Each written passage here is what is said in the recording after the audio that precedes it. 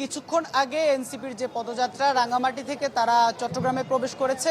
এখন এই মুহূর্তে তারা শীর্ষ নেতৃবৃন্দ যারা তারা হোটেলে বিশ্রাম নিচ্ছেন। তারা কিছুক্ষণের মধ্যে বিপ্লব উদ্যান যে পথসভা সভার আয়োজন করা হয়েছে সেখানে এসে উপস্থিত হবেন। ইতোমধ্যে নেতাকর্মীরা যারা তারা এসে পৌঁছেছেন, তারা খণ্ড খণ্ড মিছিল নিয়ে এখানে আসছেন। এবং পাশাপাশি এই প্রথমবারের মতো চট্টগ্রামে কোনো সমাবেশ হচ্ছে এনসিপির, যেখানে দলীয় সব শীর্ষ নেতৃবৃন্দ উপস্থিত থাকবেন, যার কারণে নেতাকর্মীদের মাঝে আমরা উচ্ছ্বাস উদ্দীপনা আর যে মাত্রা সেটি আসলে একটু বেশি দেখছি। আমরা এখানে যারা এনসিপির যে নেতাকর্মীরা আছে আমরা তাদের দু একজনের সাথে একটু কথা বলি। এই প্রথম আপনাদের যে দলীয় শীর্ষ নেতৃবৃন্দ আসছে, তাদের কাছে আপনাদের প্রত্যাশা কি, পাশাপাশি আগামীতে নতুন বাংলাদেশের যে স্বপ্ন আপনারা দেখাচ্ছেন সেটি নিয়ে আসলে কি বলবেন আজকের এই সমাবেশে, আপনারা কি বলবেন, আবার পাশাপাশি নেতাদের কাছ থেকে কি শুনতে চান?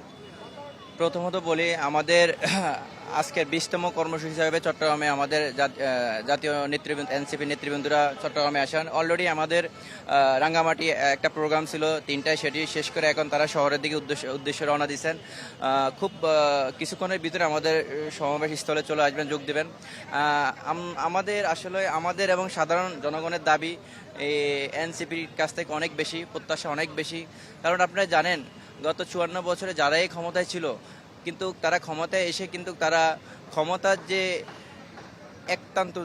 একনায়কতন্ত্র যে ইয়াটা সেটাই তারা কায়েম করছিল এবং জনগণের সেন্টিমেন্ট বুঝতো না। এবং তারা ক্ষমতায় এসে তারা ক্ষমতামুখী হয়ে গেছে জনতাকে বাদ দিয়ে। তো সেখান থেকে এনসিপি প্রত্যেকটা অলরেডি তারা অর্ধেকের অধিক জেলা তারা সফর করছে। তারা এই বার্তাটুকু মানুষের কাছে পৌঁছাতে চাচ্ছে, এই দেশের জনগণের কাছে পৌঁছাতে চাচ্ছে যে আমাদের তরুণদের যে রাজনৈতিক দল এনসিপি তারা স্পষ্ট করে বলতেছে যে এই দেশের মানুষের যে দীর্ঘদিনের যে আকাঙ্ক্ষা, চাহিদা, প্রত্যাশা, সেগুলোকে তারা পূরণ করার জন্য প্রতিশ্রুতি দিয়ে যাচ্ছেন। কারণ যারাই ক্ষমতায় আছে তারাই এই দেশের জনগণের যে আকাঙ্ক্ষা ছিল, যে সত্য তারা দিয়ে নির্বাচন হয়েছিল, সে সত্য ভঙ্গ করেছিল। তা আমরা বিশ্বাস রাখি আমাদের যে নতুন দল এনসিপি সে বিশ্বাস জনগণের বিশ্বাস রাখতে পারবে। অসংখ্য ধন্যবাদ। তার মানে হচ্ছে আপনি বলতে চাচ্ছেন আসলে ক্ষমতা থেকে বের হয়ে জনতার যে কাতারে এসেছে এনসিপি, সে বিষয়টি বলতে চাচ্ছেন।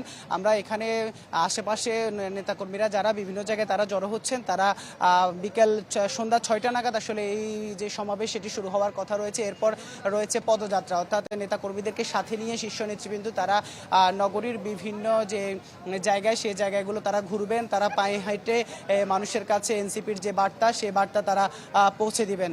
আর একটি স্বপ্ন, যেটি আসলে নতুন বাংলাদেশ যে স্বপ্ন, সেই স্বপ্নের বার্তা মূলতই চট্টগ্রামবাসীর কাছে পৌঁছে দেওয়ার জন্য এনসিপির যে পদযাত্রা।